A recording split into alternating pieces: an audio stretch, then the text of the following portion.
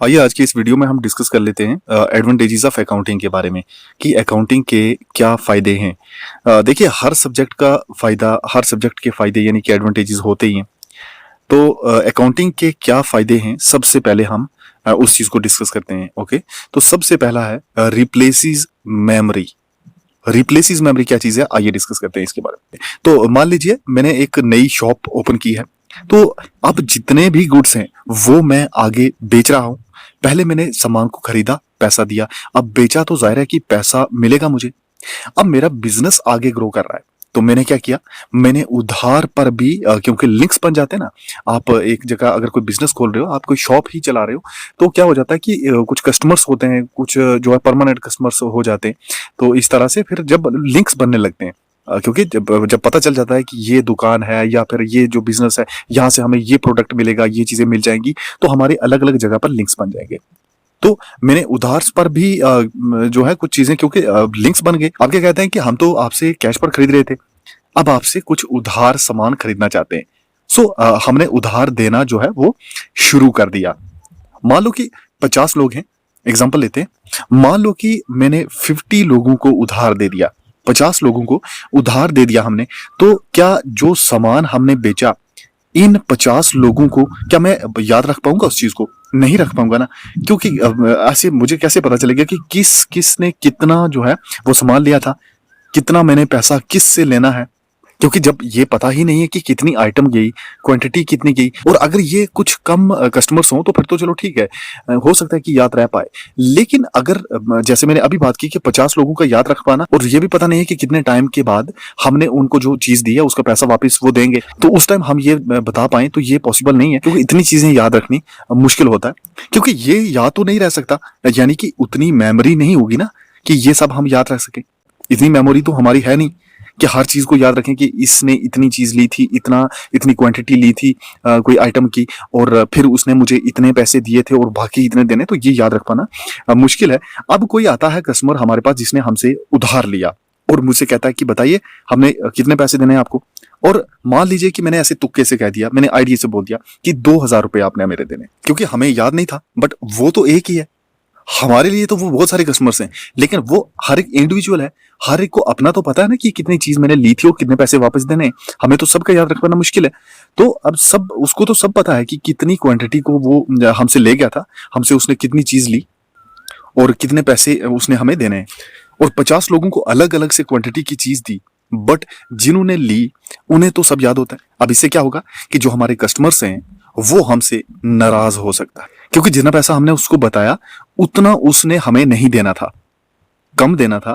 तो but accounting में क्या होगा कि इन सब चीजों को हम एक रिकॉर्ड कर लेते हैं, हम इन्हें रिकॉर्ड कर लेते हैं कि किसने कितना सामान जो है वो लिया, कितना बैलेंस बचा उसका। अब कोई भी कस्टमर जब आएगा तो हम क्या करेंगे कि बुक खोलेंगे, जहां हमने उस चीज को रिकॉर्ड किया वो उसका रिकॉर्ड देखेंगे, तो उसे बोलेंगे कि भाई ये रहा आपका खाता, आपका बैलेंस इतना है, तो उससे हम पैसा लेंगे। हम भी खुश, कस्टमर भी खुश हो गया। तो हुआ क्या कि हमें अपने दिमाग पर, अपनी मेमोरी पर जोर नहीं डालना पड़ेगा। ओके, अब दूसरा अकाउंटिंग में क्या होता है कि हमें अपने प्रॉफिट लॉस के बारे में जो है at the end of the accounting, at the end of the accounting period पता चल जाता है। अकाउंटिंग से, अकाउंटिंग से क्या होता है कि अपना प्रॉफिट हुआ, लॉस हुआ, एक टाइम पीरियड में, एक पर्टिकुलर टाइम पीरियड जिसको अकाउंटिंग पीरियड कहते हैं, तो उसमें हमें बेनिफिट हो रहा है, नुकसान हो रहा है, बिजनेस ग्रो कर रहा है या डिक्लाइन कर रहा है, तो इस चीज का हमें पता चल जाता है at the end of the accounting period. उसके बाद किसी एक पर्टिकुलर डेट पर फाइनेंशियल पोजीशन क्या है बिजनेस की, बिजनेस ग्रो किया, डिक्लाइन किया, क्या किया, उसकी फाइनल पोजीशन क्या है, घाटे में चल रहा है या फिर कुछ फायदा हो रहा है, प्रॉफिट हो रहा है, लॉस हो रहा है। तो एक पर्टिकुलर डेट पर फाइनेंशियल पोजीशन क्या है बिजनेस की, तो हमारे पास एसेट्स कितने हैं, एसेट्स क्या होगी, वो चीजें जिसमें हमें फ्यूचर बेनिफिट मिले। तो हमारे पास एसेट्स कितने हैं, बिजनेस की कैपिटल क्या है, कैपिटल मतलब जो हमने इन्वेस्टमेंट की बिजनेस में, स्टार्टिंग में बिजनेस स्टार्ट किया तो कुछ तो पैसा लगा होगा ना, तो वो कैपिटल होता है हमारा। तो बिजनेस का कैपिटल क्या है, तो एक्चुअल पोजीशन क्या है बिजनेस की at the particular day, actual position क्या है, ये सब अकाउंटिंग से ही पता चलता है। उसके बाद लीगल रिक्वायरमेंट्स को कंप्लाई करने में हमारी मदद करती है। वो हमारी लीगल रिक्वायरमेंट्स को कंप्लाई करने में हमारी मदद करती है। कैसे? देखो, लीगल रिक्वायरमेंट्स जैसे हमें जीएसटी पे करना होता है, इनकम टैक्स पे करना होता है। तो अगर जीएसटी पे नहीं कर रहे, हम टाइमली अगर जीएसटी पे नहीं कर रहे, तो होगा क्या? तो हमारे ऊपर पेनल्टी लग सकती है, जेल भी हो सकती है। लेकिन अगर हमने अपने प्रॉपर रिकॉर्ड्स बनाए होंगे, तो हम जो जीएसटी के लिए गुड एंड सर्विस टैक्स जो होता है उसके लिए रिटर्न फाइल करेंगे, वो एग्जैक्ट होगी, मिसमैच नहीं होगा। अकाउंटिंग से ये होगा ना कि मिसमैचिंग नहीं होगी, जो हमने लिखा वही उन्होंने लिखा हुआ है, क्योंकि हम तो साथ साथ रिकॉर्ड कर रहे हैं। तो लिखना अकाउंटिंग इसलिए जरूरी है। मतलब अगर हमने लीगल रिक्वायरमेंट्स को टाइमली कंप्लाई नहीं किया तो क्या होगा कि हमें पेनल्टी पड़ेगी। अपने लीगल रिक्वायरमेंट्स को प्रॉपरली कंप्लाई कर लेंगे अगर हमने रिकॉर्ड प्रॉपर बनाए होंगे तो। अच्छा, इससे डिस्प्यूट्स को भी जो है मिनिमाइज किया जा सकता है। आपको पता है, जैसे आपको पता है कि बहुत बर्डन होता है ना, क्या होता है कि कोई एक आध आइटम जो है वो बर्डन की वजह से हमारे ऊपर जो बोझ होता है, दिन का इतना काम होता है, तो उसमें कुछ एक आध आइटम मान लो कि वो स्किप हो जाती है, हम लिखना भूल जाते हैं कई बार, तो एंट्री नोट करना उसकी अगर हम भूल जाते हैं, तो मान लो मेरा एक कोई कस्टमर है जिससे कुछ सामान जो है वो बेचा था मैंने, उसको बिल भी साथ में जो है वो शो होता है और वो एक रसीद स्टाम्प लगाकर भी हमें दे देता है। तो मैंने अपने कस्टमर को कहा कि मैंने आपसे 10,000 रुपीज लेने। जब हमने अपने अकाउंट्स को टैली किया तो कहा कि मुझे आपने 10,000 रुपीज देने हैं, लेकिन कस्टमर कहता है कि मैंने तो 8,000 देने हैं आपको। तो बस इसी बात पर क्या होगा कि डिस्प्यूट शुरू। इस पर हम कहते हैं कि भाई मैंने आपको साथ साथ बिल दिया था, बिल नंबर ये है, आपको मैंने सामान बेचा था या सेंड किया था, जो भी जैसे भी किया था, तो आप अपने रिकॉर्ड्स के साथ इसको टैली कर लीजिए। उस पर हमें पता चला कि एक बिल जो मुझे सेंड करना था वो मैं भूल गया लिखना। तो इस पर मुझे पता चला कि एक बिल जो मैंने सेंड किया कि वो तो मैं लिखना भूल गया। डिस्प्यूट शुरू हो गया ऐसे। तो अकाउंटिंग एक सर्विस एक्टिविटी होती है जिसका फंक्शन क्या होता है कि एक qualitative and appropriate information provide करना। इकोनॉमिक डिसीजन के लिए इससे काफी हेल्प मिलती है इस इकोनॉमिक डिसीजन में।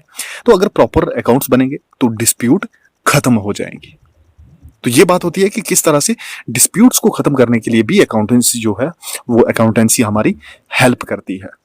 ओके, तो जब हमने अपने अकाउंट्स बनाए, हमें अपनी फाइनेंशियल पोजीशन का पता है, हमें अपने प्रॉफिट या लॉस का पता है कि हमें कितना प्रॉफिट हुआ, कितना लॉस हुआ, तब मैनेजमेंट क्या कर सकती है, वो डिसीजन मेकिंग के लिए मैनेजमेंट की हेल्प करेगी। डिसीजन मेकिंग के लिए मैनेजमेंट की वो हेल्प करेगी। मैनेजमेंट अब क्या करेगी, कंपेयर करेगी पिछले साल के जो प्रॉफिट, उस प्रॉफिट के साथ अपनी स्ट्रेटजीज बनाएगी ना, क्योंकि पिछले साल के साथ अगर कंपेयर करेंगे तभी पता चलेगा कि क्या पिछले साल से हमें अब के साल जो फायदा हुआ वो एक फाइनेंशियल ईयर से दूसरे फाइनेंशियल ईयर, तभी तो इसी तरह से तो मैचिंग करते हैं, इसी तरह से तो बिजनेस देखते हैं कि कंपैरिजन करते हैं ना कि पिछले साल का फायदा कितना था, इस साल का फायदा कितना, उसको कंपेयर किया जाता है। तो ये मैनेजमेंट क्या करेगी, ये कंपेयर करेगी पिछले साल के प्रॉफिट के साथ, अपनी स्ट्रेटजीज बनाएगी नई नई, और उसके बाद प्लानिंग करेगी कि फ्यूचर के लिए हमें कैसे काम करना होगा, हमारी प्लानिंग क्या होगी, हमारी स्कीम्स क्या होंगी। यानी डिसीजन मेकिंग जो होगी वो सब मैनेजमेंट के द्वारा होगी।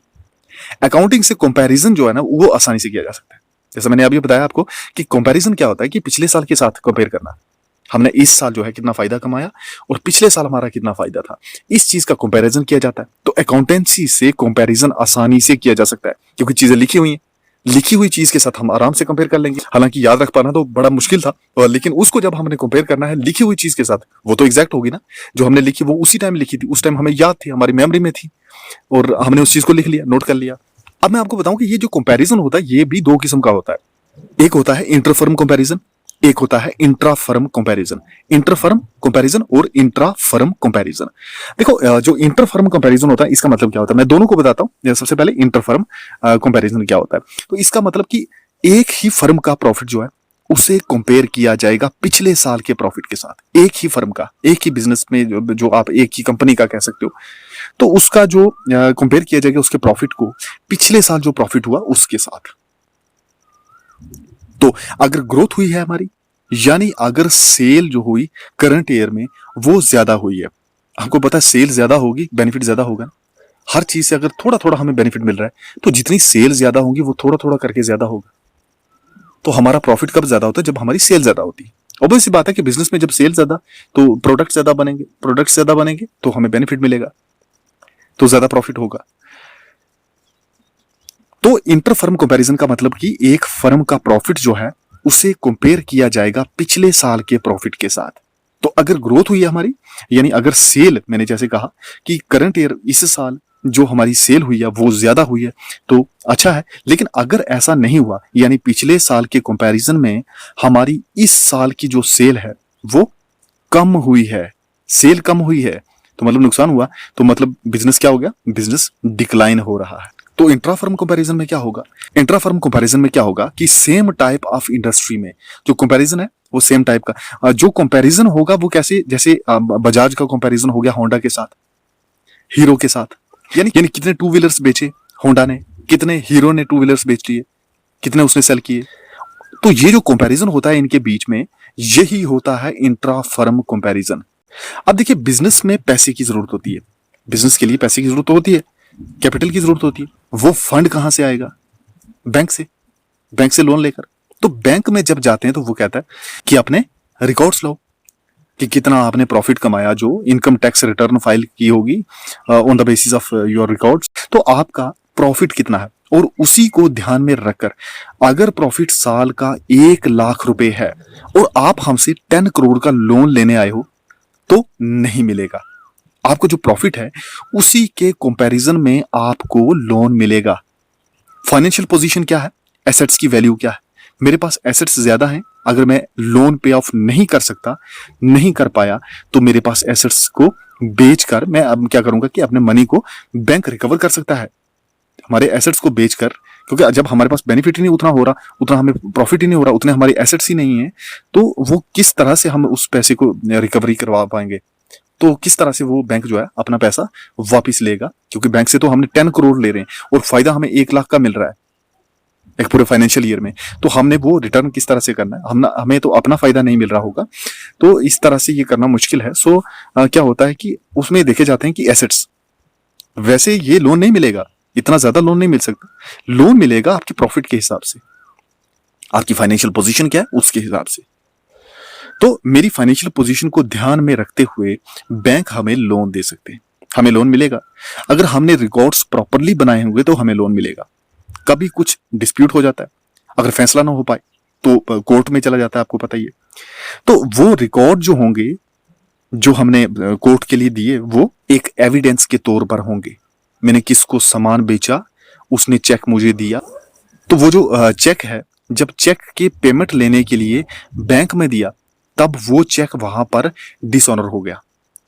अब जब हम कोर्ट में जाएंगे तो कोर्ट में जब वो मैं चेक दिखाऊंगा कि मुझे इन्होंने चेक दिया था, अब जो है डिसऑनर मतलब पेमेंट, डिसऑनर का मतलब क्या होता है कि पेमेंट नहीं मिल पाई, तो ये एक एविडेंस होगा कोर्ट में कि मैंने पैसा लेना था, तो वो हमारी मदद करेगा कोर्ट।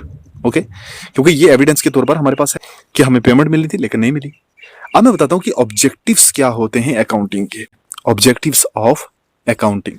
हम अकाउंटिंग क्यों करते हैं, क्यों, किसके लिए की जाती है, इसका ऑब्जेक्टिव है ट्रांजैक्शन एंड इवेंट्स को रिकॉर्ड करना होता है। इसमें जो मेन इसका अकाउंटिंग का ऑब्जेक्टिव है वो क्या है, इसका ऑब्जेक्टिव है ट्रांजैक्शंस जो हुई, ट्रांजैक्शन क्या, पैसे का लेन देन, और इवेंट्स जो हुए उनको रिकॉर्ड करना इसका एक ऑब्जेक्टिव होता है।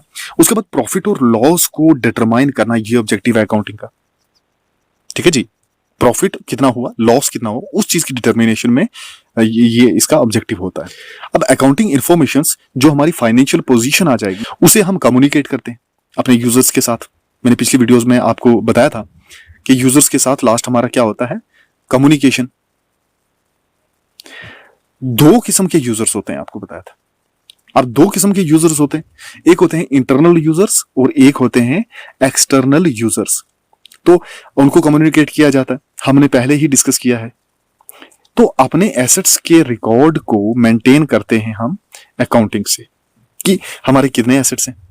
वो जब रिकॉर्ड मेंटेन किया जाता है एसेट्स का, तो जो बैलेंस शीट में आ गया हम उसके अकॉर्डिंग बता सकते हैं कि ये हमारा एसेट है, ये वो चीज है जिसे हमें फ्यूचर में बेनिफिट मिलने वाला है, वही तो एसेट होता है ना।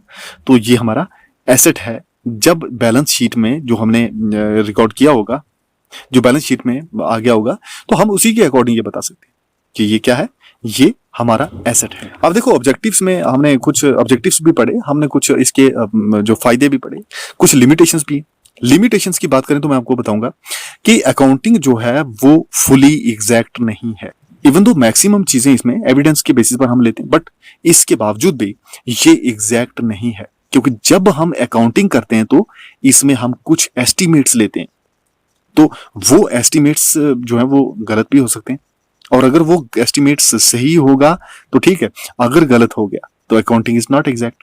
हमने एक मशीनरी खरीदी और एस्टिमेट लगाया कि इसकी जो लाइफ है वो 10 साल तक है, 10 साल तक है, और इस एस्टिमेट के अकॉर्डिंगली ही जितनी लाइफ है हम उसकी डेप्रिसिएशन जो होती है वो कैलकुलेट करते हैं। और अगर एक्चुअल में वो मशीनरी 7 साल में ही जो हमें डिस्कार्ड करनी पड़ी, खराब हो गई, तो हमने जो एस्टिमेट लगाया था जिसके अकॉर्डिंग डेप्रिसिएशन कैलकुलेट की थी, यानी अगर एस्टिमेट हमारा गलत हो गया तो अकाउंटिंग हमारी फुली एग्जैक्ट नहीं रहेगी। आपको इस बात की समझ आ गई होगी इस एग्जांपल से कि जो अकाउंटिंग होती है वो फुली एग्जैक्ट नहीं होती है, तो लिमिटेशन आ गई।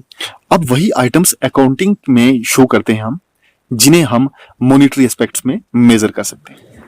क्वालिटेटिव एस्पेक्ट के लिए अकाउंटिंग में कोई जगह नहीं है। अब मेरे पास स्टाफ या जो वर्क फोर्स है वो जितनी मर्जी बढ़िया हो, बट मैं उसको अपने बुक्स ऑफ अकाउंट्स में शो नहीं कर सकता। उन्हें हम बुक वैल्यू पर, अब जितने भी आइटम्स हैं बुक वैल्यू पर ही शो करते हैं। तो एग्जांपल लेते हैं, मान लो कि मैंने कोई बिल्डिंग खरीदी है 10 लाख रुपीस की, तो ये फाइनेंशियल बुक में कॉस्टिंग जो शो की जाएगी बुक वैल्यू पर, तो वो बुक वैल्यू पर ही शो किया जाएगा 10 लाख रुपए की।